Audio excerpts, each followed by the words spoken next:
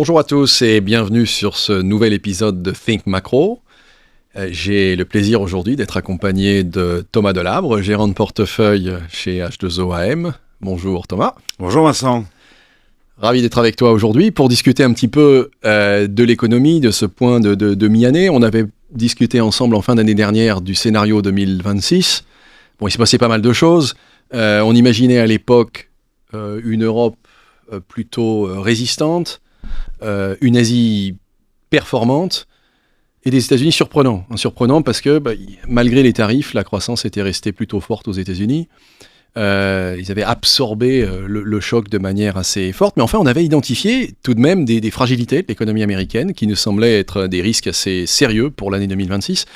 Alors évidemment, on peut se poser la question aujourd'hui avec tout ce qui s'est passé de la suite des événements pour l'économie américaine et de la façon dont ces fragilités pourront avoir un impact sur la macro. On a eu depuis le début de l'année donc ce choc pétrolier avec la guerre en Iran. Ce qui nous a un peu surpris au-delà de l'événement lui-même, c'est la fermeture du détroit qui a bloqué le trafic pétrolier et fait grimper fortement les prix du pétrole.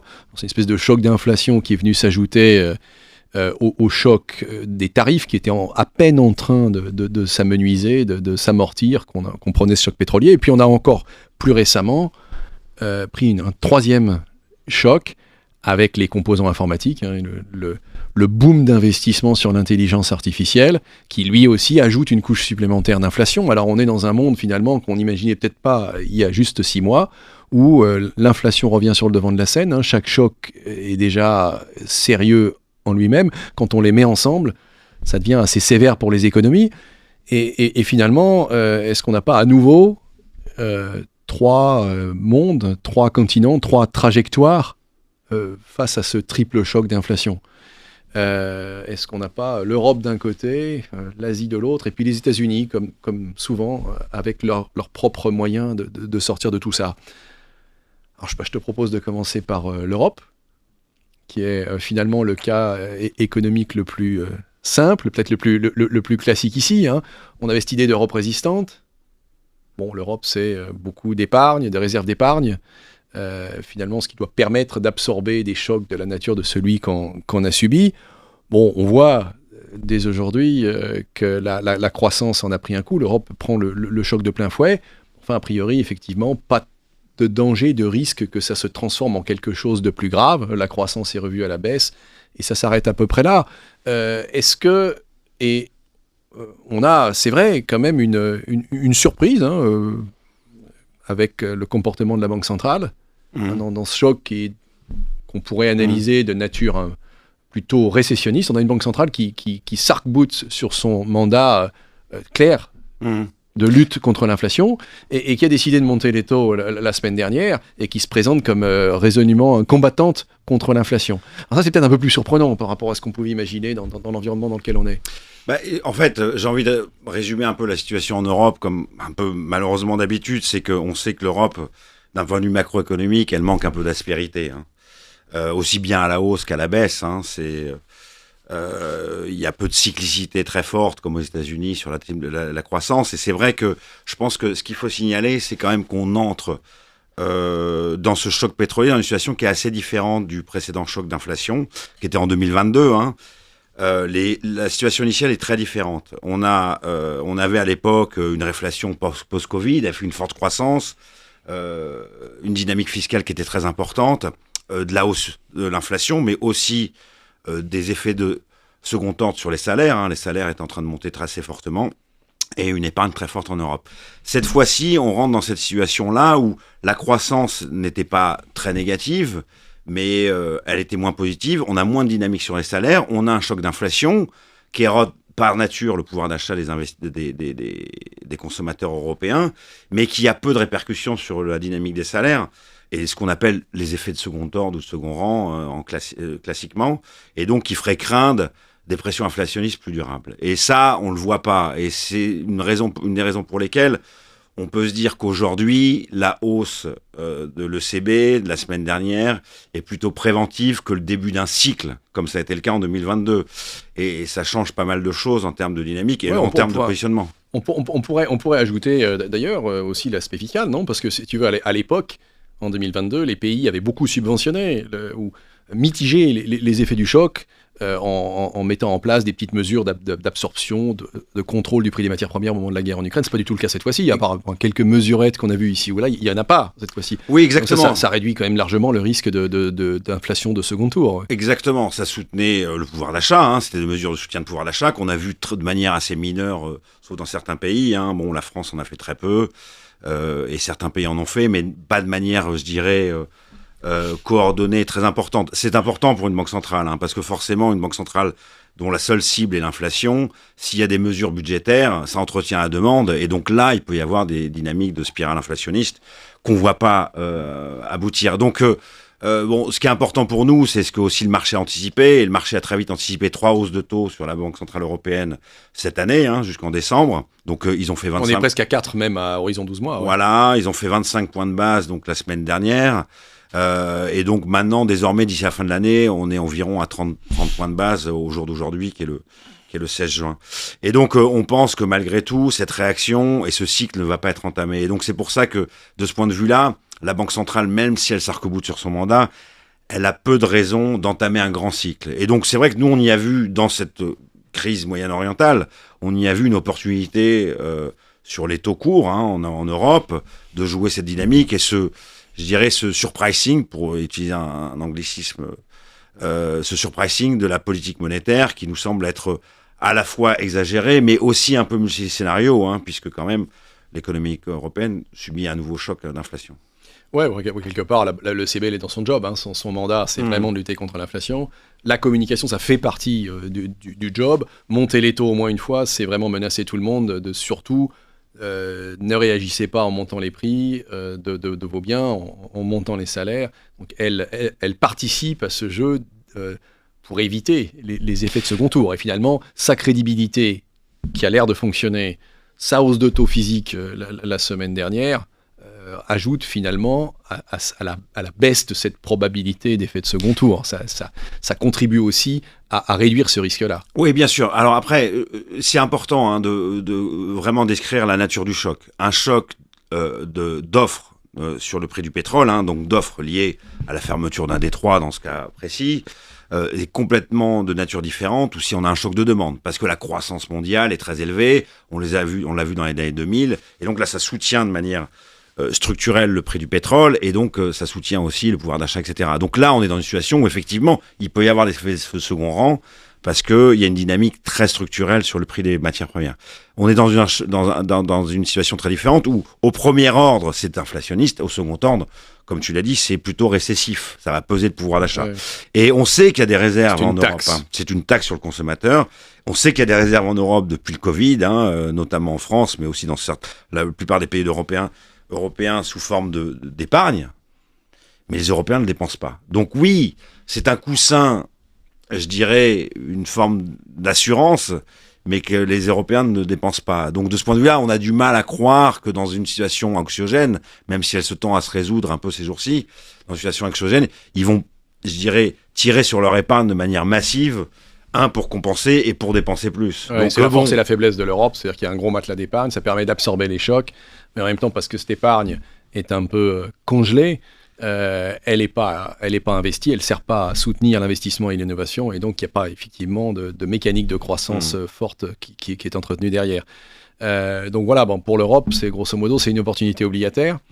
Comme souvent. Comme souvent, oui, c'est ça, c'est un peu la nature même du fonctionnement économique européen, c'est... faible risque, mais aussi faible rendement. Donc on est dans un monde assez défensif, et c'est là que les opportunités se trouvent. Et alors si on passe maintenant aux États-Unis, il semble qu'on a là un schéma radicalement différent, à l'américaine. Hein. Le choc, il est fort aussi. Si on regarde la pression sur le consommateur, il est même presque plus fort que partout ailleurs dans le monde. Hein. Le prix à la pompe a plus grimpé aux États-Unis qu'ailleurs. Le prix des composants informatiques, ça vient de là-bas, et c'est là-bas que ça s'exprime le plus fort. Donc on a aujourd'hui des rythmes d'inflation. On a vu l'autre jour le chiffre du mois de mai sortir. Hein. On est sur un rythme annualisé de plus de 8%. Alors évidemment, c'est seulement sur un mois. Hein. Mais c'est un rythme très élevé d'inflation, alors que les salaires sont plutôt à 3,5 et que la hausse des revenus du travail, hein, si on agrège tout ça, y compris le marché de l'emploi au global, est plutôt autour de 4,5. Donc on a un écart fort, ce qui veut dire que on a une ponction de pouvoir d'achat pour le consommateur américain qui est réelle. Alors même pour l'instant, ça n'est qu'un mois, hein, mais on peut se poser la question de la durée de ce choc. Le pétrole, il ne va pas se normaliser comme ça demain. Même si on rouvre le détroit, il y a beaucoup de pression qui reste.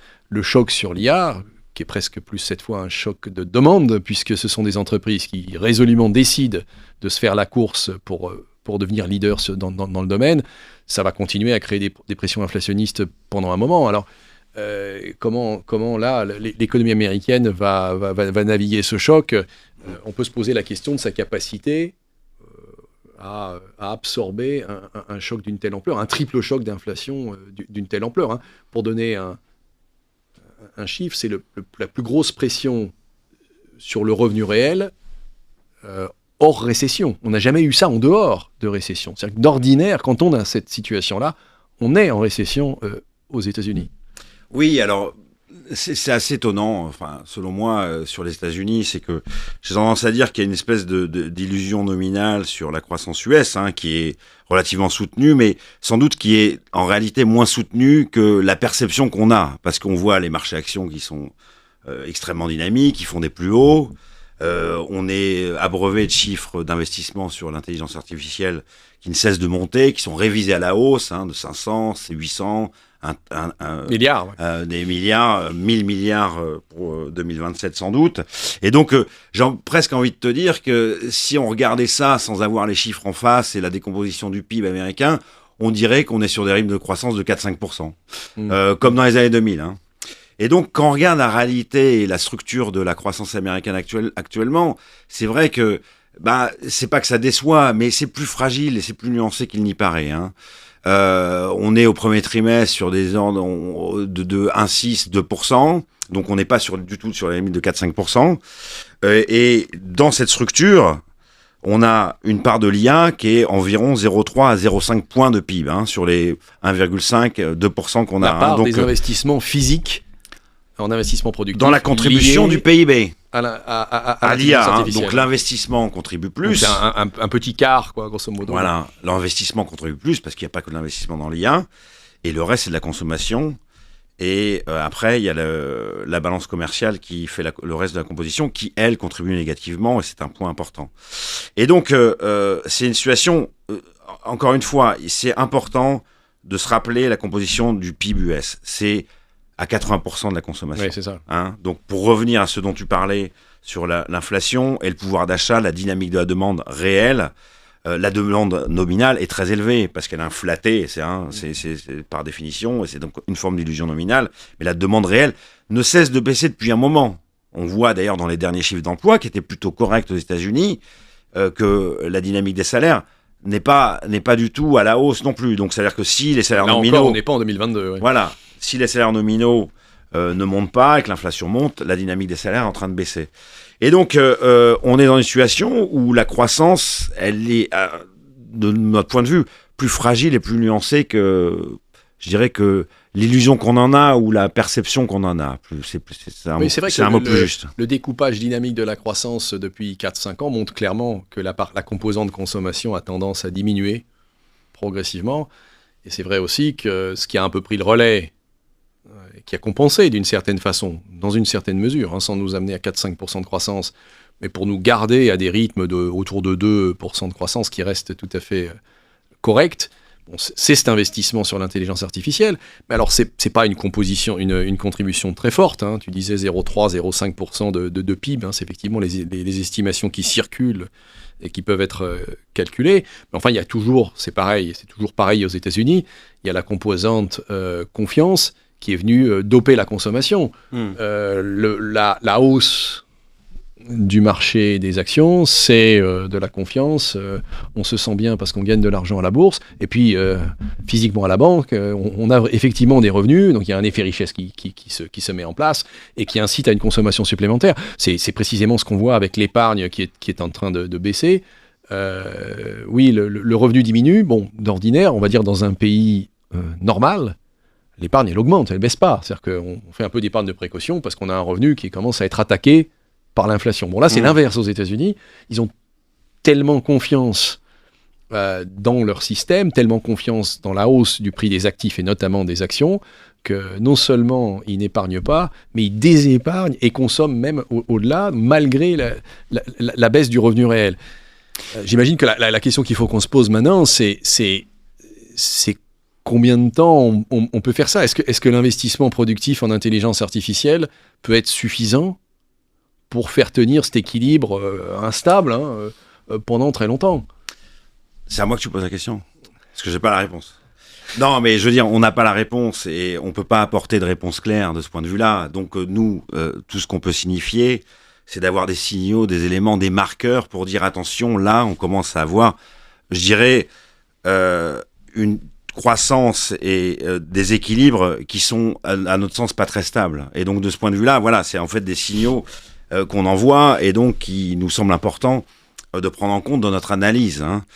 Un point important d'un point de vue macroéconomique, parce qu'on revient souvent à ça, même si les marchés, on connaît l'animal spirit aux États-Unis, mais c'est important de revenir, c'est que une grande part de cet investissement dans l'intelligence artificielle, il est importé. C'est aussi pour ça que la balance commerciale, elle pèse sur la croissance via les importations, dans le sens où 75 à 80% des composants de cet investissement vient d'Asie. Donc ceux qui bénéficient le plus d'un point de vue croissance de cette dynamique, c'est surtout les Asiatiques. Oui, aujourd'hui. Oui. Aujourd'hui. Et bon, ils seront sans doute concurrencés à un moment, mais aujourd'hui, peu de pays pourront mettre en place des chaînes de production qui sont capables de concurrencer les Coréens, les Taïwanais, dans les 6, 12, 18 mois, voire 24 mois. Je suis pas un grand expert, mais on peut l'imaginer assez facilement. Et donc ça, c'est important, c'est-à-dire qu'en fait, le bénéfice macro, il est extrêmement partagé, voire extrêmement biaisé sur l'Asie plutôt que les US de ce point de vue-là. Juste pour donner une idée, c'est que la balance commerciale nette sur le premier trimestre, c'est une contribution négative, je crois, de 1,25 points de PIB. L'investissement, en tout, c'est 1,1 en tout, et 0,5 sur l'IA.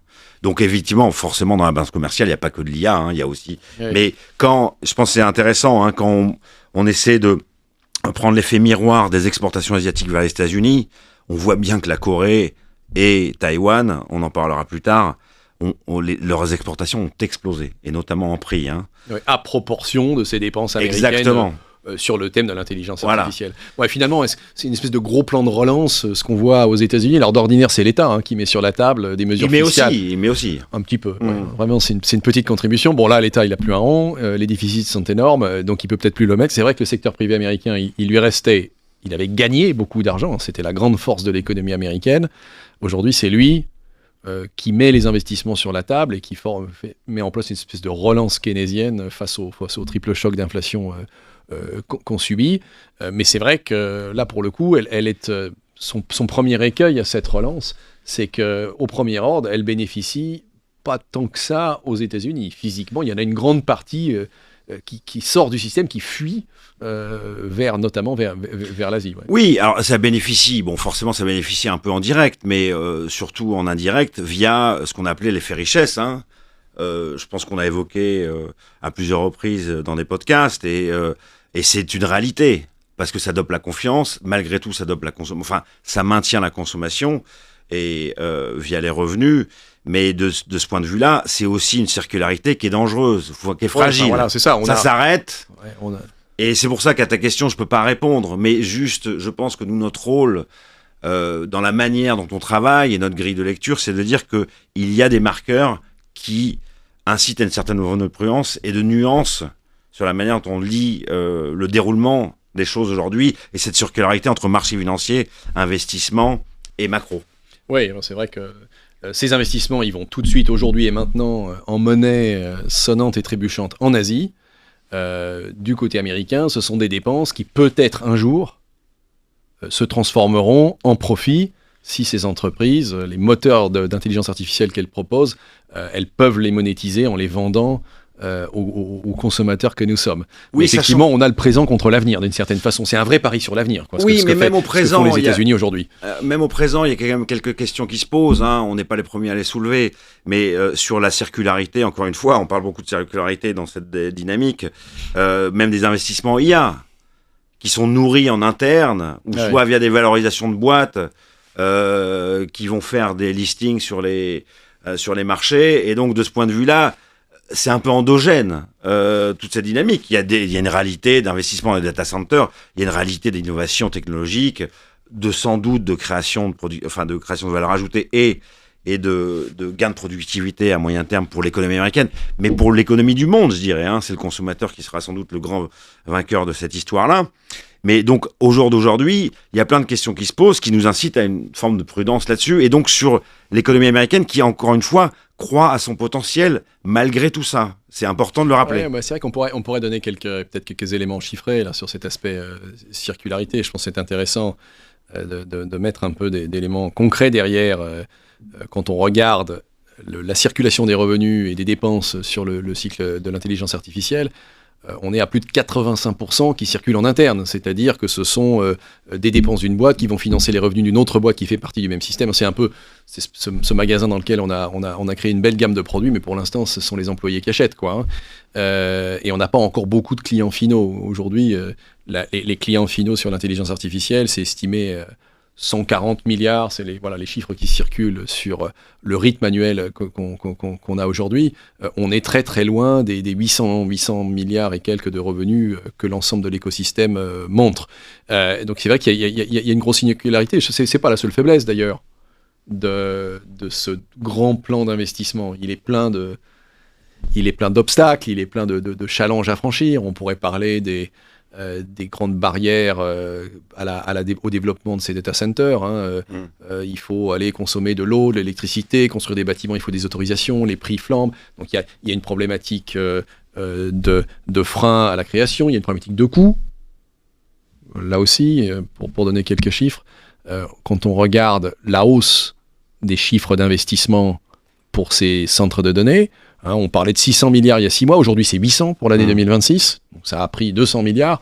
Bon, ces 200 milliards de plus, c'est presque essentiellement des coûts supplémentaires, tout simplement parce que la mémoire, les semi-conducteurs, les centres de données, stockage, même l'électricité, tout le prix de ces composants qui servent à faire ces centres de données ont explosé à la hausse. Et puis on pourrait mentionner l'obstacle, t'en as touché 2 mots, je pense, de la concurrence. C'est vrai aussi que la concurrence, elle va pas tarder, elle est peut-être même déjà là, puisque quand on regarde le modèle chinois DeepSeek qui a tant secoué le marché l'an dernier, aujourd'hui on voit que son efficacité est finalement pas très très loin des modèles américains. Bon, elle est moins bonne, hein, mais enfin c'est quoi ? C'est 20-30% moins efficace, et c'est surtout 20, 30, 50 fois moins cher suivant les demandes qu'on y fait. Donc on a le sentiment qu'on est quand même dans un projet qui est un projet extrêmement consommateur de capital, mais qui va être quand même très compliqué à monétiser parce que la concurrence, parce que les freins qui provoquent des retards ou des délais dans la mise en place, parce que les coûts explosent. Et donc c'est quand même un profond changement de business model pour toutes ces sociétés. Quand on imagine qu'elles ont soutenu la croissance américaine ces 15 dernières années bien au-delà du reste du monde, est-ce qu'il n'y a pas la matière à se dire qu'elle pourrait au contraire peser dessus ces prochaines années si le projet de l'intelligence artificielle tardait à montrer ses profits? Non, c'est tout à fait possible. Puis je pense qu'on est aussi à un moment où de plus en plus de questions vont se poser sur le financement de tout ça. On voit que grosso modo, les cash flows ne suffisent plus à financer les investissements, hein. Y a de la dette qui est levée, il y a des nouvelles IPO quasiment qui vont être sans doute quotidiennes ou voire très fréquentes sur les marchés. Donc il y a à nouveau un schéma classique qu'on connaît d'endettement, de leverage aux États-Unis qui va peser et qui sera sans doute aussi une source de fragilité future. Alors sur le timing, on ne sait jamais. Alors on peut se tromper là-dessus et que finalement les gains de productivité, la monétisation fonctionnent très bien. Ça nous semble quand on essaie, je dirais, de refermer le cercle, c'est très difficile de voir comment ça peut très très bien se passer. Le timing est très compliqué. Si on a une situation où finalement la croissance est un peu plus élevée, à mon sens, on a des problématiques très vite où la Fed devra réagir. Donc on monte plus les taux que prévu. C'est les fragilités qu'on évoquait en début d'année. On n'a plus ces outils de soutien ou pour contrebalancer les chocs qu'on avait par le passé, ni d'épargne, ni la Fed, ni le fiscal. Effectivement, à terme, si on a un surpoids d'émissions et d'appels au capital, ça sera plus compliqué pour la Fed de filer un coup de main en cas de gueule de bois, quoi. Voilà, et donc le risque, c'est que la Fed finisse par monter les taux, si vraiment cette croissance est dynamique, parce que c'est aussi des pressions inflationnistes, tu l'as dit, sur l'électricité, etc., etc. Et donc on aura sans doute une dynamique où la Fed, à un moment, montera plus les taux que le marché attend, et on sait comment ça se termine, c'est souvent que ça se termine où l'accès au crédit, le financement, le leverage est mis sous pression, et donc à ce moment-là, on rentre en récession. Donc je dis pas du tout que c'est le scénario central à court terme, puisque on a sans doute une Fed qui va être prudente et attendre. On sait que Warsh, qui arrive prochainement, est un tenant de la théorie des gains de productivité, qui sont des inflationnistes, etc., etc. Mais ça me semble difficile de ce point de vue-là de prendre vraiment des paris très marqués là-dessus si on a une dynamique très positive sur la croissance. Ouais, alors finalement, l'économie américaine, elle tient encore plus que l'an dernier sur un fil. C'était le fil des actions. Aujourd'hui, c'est vraiment le fil à l'intérieur du marché des actions du thème de l'intelligence artificielle, donc, et de la bonne tenue du marché derrière. Finalement, ce fil, c'est quoi ? C'est la volonté, la capacité des investisseurs à proposer un capital pas cher, presque gratuit, à ces entreprises, en continuant à financer le prix des titres actions, et aussi en les aidant à financer la dette qu'elles ont commencé à émettre pour financer le projet. Donc évidemment, c'est vraiment ça le gros pari sur l'avenir, et c'est ça qui le rend plus fragile, et je dirais par nature spéculatif, qu'une croissance fondamentale et solide des cash flows que ces entreprises recevaient depuis 15 ans et qui soutenaient la croissance et l'économie américaine avec du concret. Maintenant, c'est vrai que tu soulevais un point important, c'est que la ligne de défense des optimistes sur la trajectoire américaine, c'est celle des bénéfices de l'intelligence artificielle. Ça doit apporter plein de productivité très vite, très fort. Et donc finalement, aujourd'hui c'est un choc inflationniste, ça devient très vite déflationniste parce que la productivité, puis cette productivité dope la croissance et les profits débarquent derrière. Bon, maintenant, franchement, on ne le voit pas trop dans l'économie américaine. Quand on regarde les chiffres de productivité l'an dernier, on en discutait ensemble il y a 6 mois, on se demandait si les chiffres forts étaient liés à l'intelligence artificielle ou tout simplement à des tensions sur le marché du travail. Bon, maintenant que le marché du travail se détend, dans le bon sens, on voit tout de suite les chiffres de productivité rebaisser et on ne voit plus du tout de hausse par rapport au cycle historique, ou un petit truc, vraiment pas grand-chose, en tout cas rien qui soit cohérent avec des vrais gains de productivité maintenant forts grâce à l'intelligence artificielle.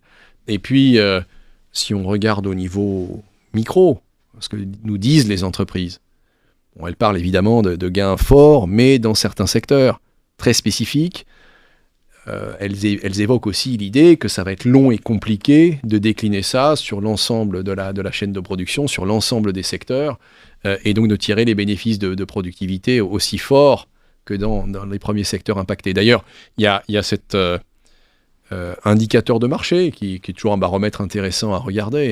Je crois que des banques américaines ont construit un indice qui rassemble des valeurs sur le marché censées être les premières à profiter des gains de productivité de l'intelligence artificielle. Bon, ce panier de valeurs qui est proposé comme tel, il affiche une performance autour de 0 depuis 2 ans. Donc en tout cas, même les investisseurs ne voient pas grand-chose venir de ce côté-là. Donc finalement, on a ce gros pari sur l'avenir avec tous ces obstacles qui se présentent devant lui, et puis une banque centrale qui ne va sans doute pas filer de coup de main.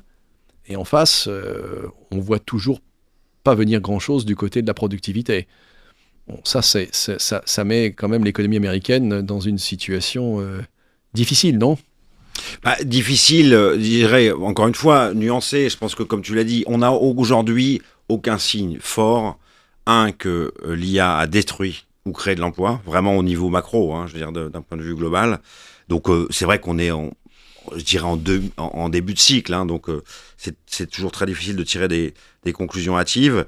Et on n'a pas de signe que les gains de productivité sont très très forts. Il y a eu des gains de productivité aux États-Unis, mais c'est peut-être aussi lié à la situation, aux différents chocs, que ce soit les tarifs et maintenant Hormuz, où en fait où il y a une situation où les entreprises ont plutôt rationalisé leurs embauches, ont essayé de faire des gains de productivité comme ça. Donc c'est très difficile de distinguer vraiment. Et après, les chiffres qu'on a, c'est sur le niveau d'adoption qui reste relativement modeste, je dirais, dans les entreprises. C'est qu'on peut pas dire aujourd'hui. Ouais. Donc ça, c'est les indicateurs concrets qu'on a qui montrent qu'il y a une vraie histoire, encore une fois, hein, je pense que c'est important de le dire, d'innovation, qu'aura des gains de productivité, mais qui reste relativement... Et je pense que c'est un peu l'histoire, souvent, des révolutions industrielles, c'est que on s'emballe beaucoup, il y a des gains de productivité, mais parfois ils sont pas forcément à la hauteur, ils sont plus longs, plus lents que ce qu'on imaginait au départ. Et c'est un peu c'est la nature. Et ça va être toute la problématique du marché aujourd'hui, que le marché va devoir négocier. Et c'est vrai que après la prospective est compliquée, mais on peut se poser la question de la capacité du marché à accepter cette espèce de forme de déception sur la vitesse de délivrance de ces gains de productivité. Et en face d'un consommateur qui est vraiment sous pression aujourd'hui et maintenant. C'est vrai que les 6 prochains mois vont pas être simples à négocier. C'est la première fois qu'on a un cycle d'investissement que certains peuvent qualifier de bulle même, hein, à un moment où l'économie américaine est fragile. C'est vrai que tous les épisodes précédents d'investissement fort, volontaire, voire de bulle, se passaient dans des situations très dynamiques au niveau économique, avec derrière, et tu l'as souligné, une banque centrale qui était prête à la manœuvre et qui avait toutes les marges qu'elle voulait, et toujours aussi une relative marge de manœuvre fiscale. Là, c'est pas du tout le cas. Donc on est vraiment sans filet sur l'économie américaine, et si on était déçu sur le business plan de cette intelligence artificielle, on pourrait avoir rapidement un repricing du marché, et là on entre dans cette spirale si positive pour les États-Unis d'habitude, qui se met à tourner à l'envers et qui tire l'économie vers le bas. Et là, c'est pas l'Europe, hein, c'est-à-dire que ça se met à tourner dans le mauvais sens, et là, on passe directement vers la case récession. Hein. Bon, voilà, je crois que ce qu'on pourrait dire aujourd'hui des États-Unis, donc plus risqué, et toujours plus de fragilité et plus de paris sur l'avenir pour se sortir de ce triple choc. Pour les actifs, pour nous, ça signifie que on reste à l'écart, hein, on continue à pas tellement à n'aimer ni les actions américaines pour toutes les raisons qu'on vient d'évoquer, ni les taux américains. La Banque centrale va être dans une situation compliquée, et la pression sur les taux longs continue, elle est toujours là, elle n'a pas changé, les investisseurs continuent de s'en écarter, et évidemment le dollar, avec ce petit élément supplémentaire qu'on n'avait pas, hein, qui est le dollar qui suit le prix de ses actifs, mais qui en plus a peut-être, à l'occasion de ce choc, de cette guerre au Moyen-Orient, montré qu'il avait un peu perdu de sa capacité défensive, sa capacité à protéger les portefeuilles quand on subit un choc. Il a été très peu performant. Donc les actifs américains, pour nous, c'est et ça reste une position vendeuse de quelque actif que l'on parle. Maintenant, l'Asie, là, on a été quand même pas très optimiste, hein, jusque-là. L'Asie, c'est l'inverse. L'Asie, c'est beaucoup plus rose. Là, c'est un peu plus ton domaine que le mien. Mais en Asie, on a vraiment le sentiment que, pour le coup, l'Asie, non seulement elle est capable d'absorber le choc, mais alors elle profite tout de suite et maintenant du boom d'investissement sur l'intelligence artificielle, et en plus, elle sait l'utiliser de manière intelligente, c'est-à-dire sans trop spéculer et en essayant, a priori plutôt avec succès, d'en profiter pour animer la machine économique et créer une dynamique interne, organique, de croissance qui pourrait rester avec nous pendant plusieurs années, bien au-delà de ce boom d'investissement. Non, mais c'est clair que l'Asie se trouve dans une situation assez particulière et avantageuse, puisque, c'est souvent le cas, hein, on parle surtout de l'Asie du Nord ici, hein, Taïwan, Corée, le Japon fait partie, la Chine effectivement, mais se trouve vraiment au cœur de la chaîne d'approvisionnement. Et ça, c'est forcément clé, hein, on le sait, tout le monde connaît les boîtes, les Samsung et TSMC en Taïwan, qui sont vraiment au cœur de la chaîne d'approvisionnement de puces. Et on a vu une hausse majeure de la demande et également des prix, mais de la demande en volume également, qui fait que la croissance asiatique en bénéficie très directement. Et encore plus, juste pour rappeler d'une manière anecdotique, mais la croissance au premier trimestre en Taïwan, c'est 14%. Donc on est vraiment sur des rythmes qui vont forcément être plus modérés dans le passé, se normaliser, mais parce qu'il y a eu une grosse explosion, notamment des prix, mais aussi des volumes au premier trimestre. Mais on est sur une dynamique très forte. Et donc ils sont vraiment au cœur. Et donc à tel point que on constate aujourd'hui que l'afflux de dollars lié à ces revenus d'exportation est maintenant bien supérieur, par exemple, au pétrodollar dans les années 2000, où les exportateurs du Moyen-Orient bénéficiaient d'un pétrole très haut, qu'ils finalement recyclent aux États-Unis. On connaît, et on va décrire un peu plus précisément cette dynamique de recyclage. Donc les conséquences macro pour l'Asie sont très directes et très importantes. Et donc, on est dans une situation quasiment unique, selon moi, depuis un moment où en fait l'Asie a été tirée par le bas par la Chine pendant quasiment une décennie depuis 2010. Ouais, cette grande phase de digestion, de deleveraging du commerce chinois. Et donc, et là se retrouve au cœur de ça. Bon, il y a on a plein de raisons de penser que cette dynamique elle va se poursuivre. Juste pour donner quelques ordres d'idées, on est sur des rythmes annuels. Si on cumule la balance courante taïwanaise, coréenne et japonaise au premier trimestre, on est de l'ordre sur des surplus de 500 milliards de dollars. Et donc, on va sans doute... C'est quasiment le pendant de la dépense américaine. Exactement. Donc, c'est pour ça qu'on disait aussi que ça profitait beaucoup à l'Asie, cette dynamique sur l'investissement sur l'intelligence artificielle. Et donc, de ce point de vue-là, c'est important. Donc, ça fait des flux de dollars qui sont très importants, qui non seulement nourrissent la croissance domestique, via l'investissement, la consommation, aussi un peu l'effet richesse, forcément. Et donc, qui conduisent les autorités locales aussi à avoir un biais bien plus, je dirais, comme on dit en mauvais français, au quiche, c'est-à-dire à vouloir resserrer les conditions fiscales, restrictives et monétaires, puisqu'en fait la croissance, la consommation est dopée et l'inflation monte. Donc là, c'est pas, je dirais, des mesures qui sont défensives au sens où on va monter les taux comme le CB, d'une certaine manière, pour notre mandat, pour la cible d'inflation. Là, on a, je dirais, tous les voyants sont au vert. Et ça, c'est important parce que ça va réduire le différentiel de taux entre les devises asiatiques et le reste du monde. Et ça, c'est une dynamique très importante. Oui, mais alors, peut-être avant de passer à cette dynamique, finalement, on va avoir un impact notamment sur le change et qu'on n'a pas, évidemment, oublié d'observer et qui conditionne beaucoup nos positions. Avant ça, quand même, alors, tu disais, effectivement, la dynamique est très forte. Il y a une certaine façon d'organiser la dynamique locale à partir de cette manne de revenus considérable du boom d'investissement sur l'intelligence artificielle. Il me semble aussi qu'il y a une façon de gérer cet afflux qui est très, très solide, très peu spéculative. Parce que tu parlais tout à l'heure de volume et de prix. Quand on regarde les exports asiatiques vers les États-Unis, ce qui fait les gains de ces entreprises, c'est essentiellement l'aspect prix. L'aspect volume, en réalité, on sent qu'il y a au contraire un frein et que les entreprises asiatiques, semble-t-il, ont refusé de prendre le risque de la surproduction.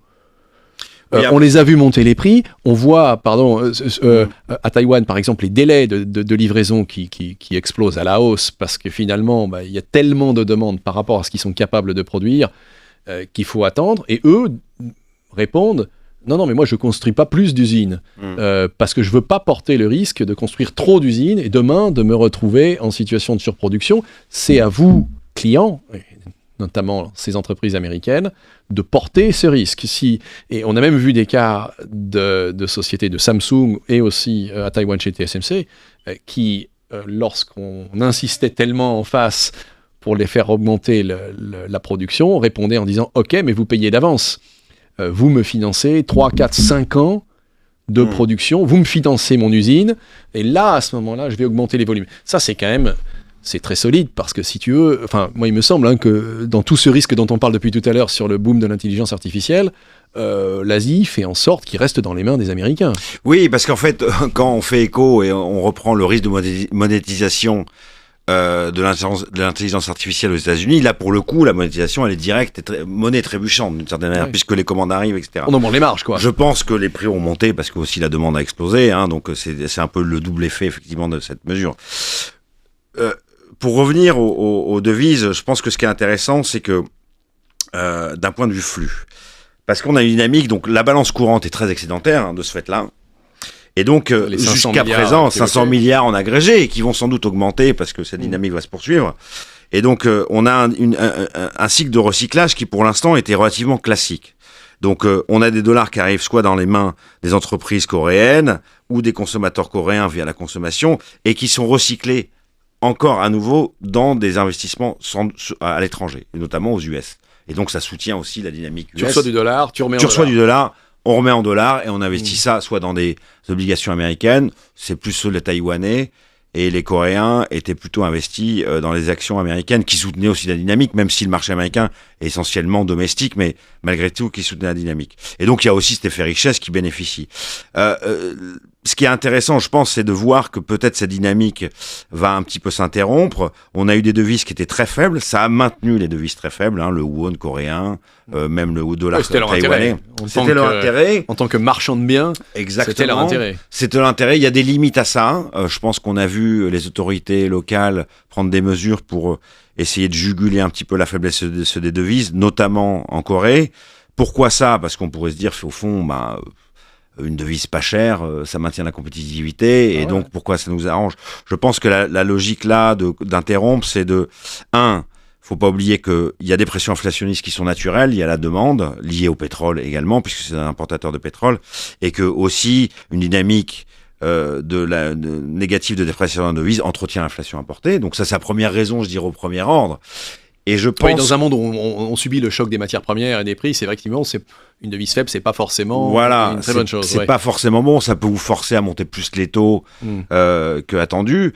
Et ensuite, je pense qu'il y a une question de stabilité financière. C'est que une devise faible, eh bien, jusqu'à un certain point. C'est qu'à un moment, il y a une forme de non-linéarité où ça s'ancre dans les anticipations des investisseurs. Ça peut créer des déséquilibres dans les bilans, soit des ménages, soit des entreprises, et donc in fine, par exemple, un phénomène de dollarisation. Exactement. Pour jouer sur la dépréciation permanente et structurelle de sa propre devise. Ça s'auto-entretient. Oui, des phénomènes qu'on voit en Turquie, qu'on a vu dans d'autres pays, en Amérique latine, etc. On n'en est pas du tout là dans ces pays asiatiques, mais c'est vrai que je pense que c'est une des raisons pour lesquelles, par exemple, les autorités coréennes, ont incité leur fonds de pension national à investir plus en domestique, etc.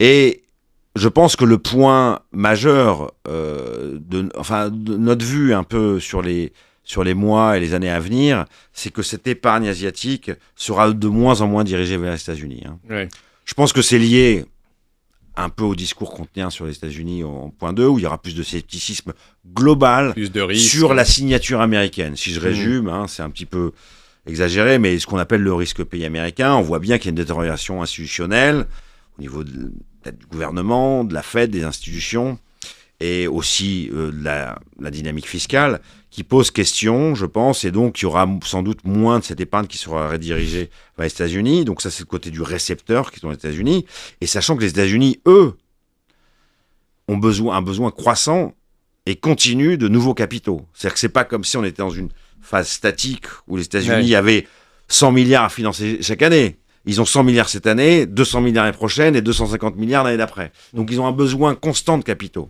Donc il faut des acheteurs marginaux. Se creuse. Il faut des acheteurs marginaux. Et donc cette épargne asiatique, sans doute, non seulement se redirigera naturellement vers des investissements domestiques, parce que Samsung, TSMC devra construire des usines, et donc il y aura un investissement domestique, et aussi parce qu'on le voit, ces marchés domestiques actions, financiers, deviennent attractifs pour les investisseurs locaux. Donc il y a un arbitrage qui se crée. On voit d'ailleurs investir de plus en plus dans leur propre marché. Dans leur propre marché. Et donc de ce point de vue-là, on va voir sans doute une redirection graduelle de cette épargne vers plus de domestiques ou voire vers d'autres marchés et moins vers les États-Unis. Il n'y aura pas un arrêt subi. Il ne s'agit pas de dire que tout d'un coup, ces pays asiatiques ne réinvestiront pas aux États-Unis, mais il y aura à la marge... Oui, avec le risque croissant du côté américain et l'intérêt croissant chez eux, le flux petit à petit devrait se recycler. Je pense qu'il y a un point important dans ce que tu soulignais, c'est que ça fonctionne à la marge. C'est-à-dire que d'abord, ils reçoivent $100 et ils décident pour l'instant de les réinvestir intégralement aux États-Unis. Il suffirait qu'ils en investissent un tout petit peu moins pour que tout de suite, ça devienne, n'est-ce pas, positif pour leur propre devise. Si c'est juste une fraction de ces $100 qu'ils reçoivent qui est réinvesti à la maison, on a immédiatement une mécanique de flux positif qui s'installe. Mais alors, c'est vrai que malgré tout ça, bon, cette hausse du compte courant, elle est quand même, elle date pas tout à fait d'hier. Hein, ça fait quand même maintenant quelques trimestres qu'elle accélère. C'est quand même une force très forte pour la devise. Et malgré tout, les devises restent très faibles. Jusqu'à aujourd'hui, elles sont encore très faibles, hein, que ce soit le yen, bien sûr, mais évidemment le won coréen ou le dollar taïwanais. Et effectivement, en grattant un peu, on s'aperçoit qu'il y a un côté très technique derrière. C'est-à-dire qu'on a observé aussi, hein, tu parlais des investisseurs locaux en actifs américains. Maintenant, si on regarde les investisseurs étrangers vers ces pays-là, ils avaient bien investi dans la région, mais alors ils ont beaucoup vendu ces derniers temps. Et effectivement, ça a forcément pesé sur le won, le Taiwan dollar ou même le yen.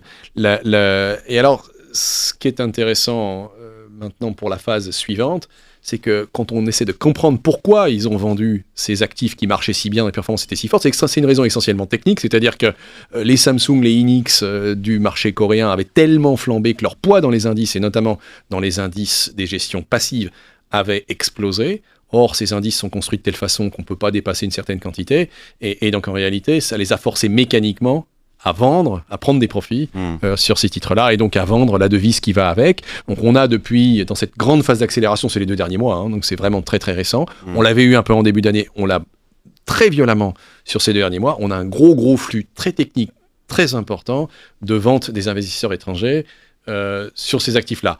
Maintenant, on peut imaginer, c'est vrai que en posant l'hypothèse que la flambée de ces prix des actions se calme, hein, et tout simplement qu'ils se mettent à monter normalement, ce phénomène technique va disparaître très vite, et donc on devrait, n'est-ce pas, voir apparaître au grand jour la puissance du compte courant et la volonté des investisseurs locaux d'investir à la maison. On aura des flux, je dirais, plus naturels, sans doute. Enfin, les flux naturels du compte courant reprendront un peu plus le devant, et forcément, hein, il y a, de mon souvenir, on n'a jamais été très long de devises asiatiques chez H2O depuis que j'ai rejoint en 2014. Hein, on a toujours été... Et même dans les 15 années qui ont précédé. Voilà, une source de financement, parce que les devises avaient un portage qui était très faible, hein, et on s'en servait pour financer des portages plus intéressants en Amérique latine, et que aussi, avec un biais mercantiliste, ces pays maintenaient des devises, je dirais, compétitives et très faibles en termes de valorisation. Donc là, je pense que c'est la première fois, on voit cette dynamique de flux qui est très importante. Il y a forcément, hein, c'est ce que je décrivais, c'est que aussi il y aura un différentiel de taux qui va se réduire. Et ça, c'est très important, parce que le coût de couverture de ces devises va devenir contre le dollar, contre l'euro, c'est déjà quasiment le cas d'ailleurs, et il sera neutre, alors que on se souvient très bien d'avoir acheté du dollar contre du Taïwan dollar à des portages annualisés de 5 à 10%.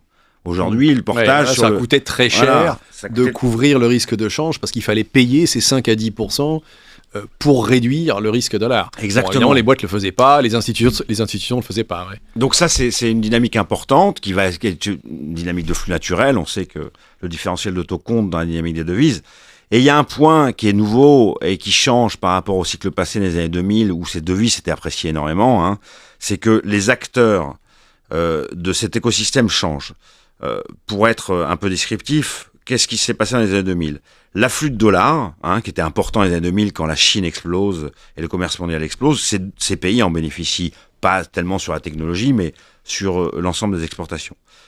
L'acteur qui stérilise d'une certaine manière cet afflux de dollars, cette fois-ci, c'était la Banque centrale. Donc l'officiel qui achetait des dollars contre le won coréen pour essayer de juguler l'appréciation. Ils ne le font plus aujourd'hui parce que les devises sont relativement faibles.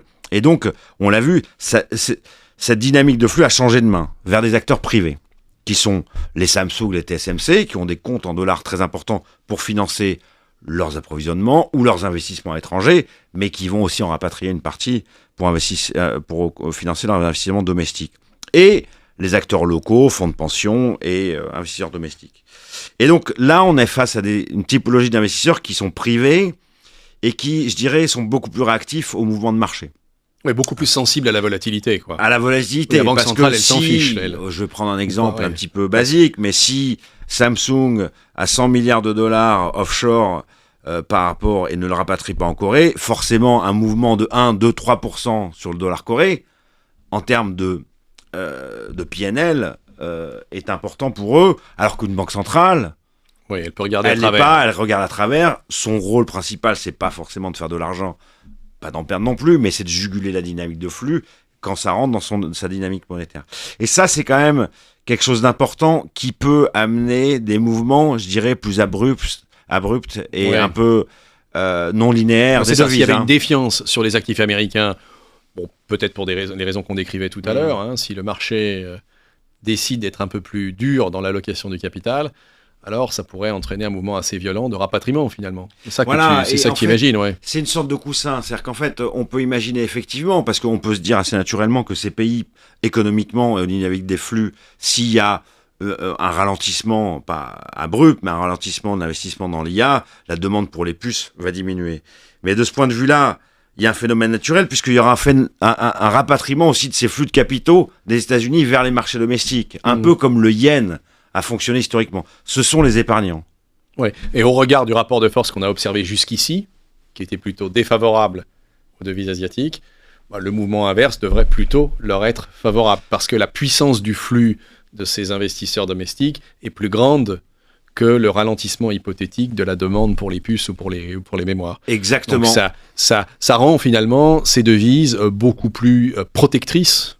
Peut-être même, on pourrait aller jusqu'à dire que le dollar qui a perdu de sa capacité de protection, aujourd'hui, la voit peut-être remplacée par ces devises asiatiques qui, en tout cas, sont en train d'en prendre les caractéristiques.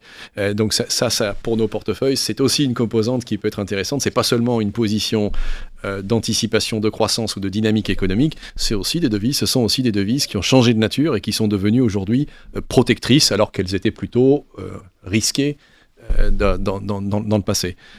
Donc voilà, écoute Thomas, merci pour cette discussion. Donc on l'a compris, l'Asie, on aime bien toujours la composante des actifs risqués, hein. Donc les actions qui vont derrière, ce sont des actifs dans lesquels on investit maintenant depuis plus d'une année, mais de manière plus récente, c'est aussi le change.